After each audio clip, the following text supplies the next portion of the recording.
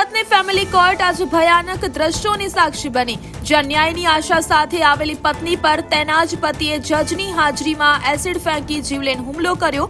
વર્ષ 2007 થી ચાલતા ભરણપોષણના કેસના વિવાદમાં ઉશ્કેરાયેલા પતિ વિનોદ ભાનુશાલીએ પત્ની પર એસિડ હુમલો કર્યા બાદ જાતે પણ ઝેર પીને આત્મહત્યાનો પ્રયાસ કર્યો હતો। આ સનસનાટીભરી ઘટનાને પગલે કોર્ટ પરિસરમાં દોડધામ મચી ગઈ હતી અને બંનેને તાત્કાલિક હોસ્પિટલ ખસેડવામાં આવ્યા હતા। ઉલ્લેખનીય છે કે આરોપી પતિ અગાઉ પણ પત્નીની હત્યાનો પ્રયાસ કરી ચૂક્યો હતો। કાયદાના રક્ષણ હેઠળ ગણાતી કોર્ટમાં આ પ્રકારે એસિડ ફેંકવાની ઘટના બનતા સુરત કોર્ટ પરિસરમાં સુરક્ષા વ્યવસ્થા સામે મોટા સવાલો ઉઠ્યા છે અને વકીલો સહિતના લોકોમાં ફફડાટ ફેલાયો છે।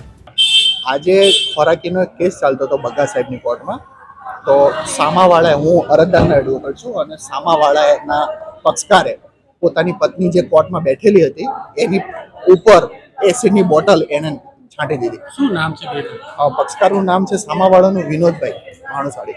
મહિલાનું નામ શું? મહિલાનું નામ છે શારદાબેન। કેટલા વર્ષથી કેસ ચાલતો હતો? આ ફેમિલી કોર્ટનો ઝઘડો એમનો 2007 થી 2007-8 વર્ષથી ચાલતો હતો।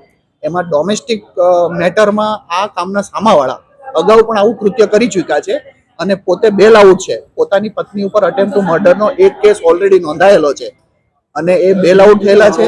ત્યારે આજે ફરી વખત ખોરાકીના કેસમાં ખોરાકી ન આપવી પડે તેથી કરીને આજે બીજી ઘટના ઊભી કરી એમણે અને પોતાની પત્ની ઉપર એસિડ છાંટી દીધું। પછી શું થયું?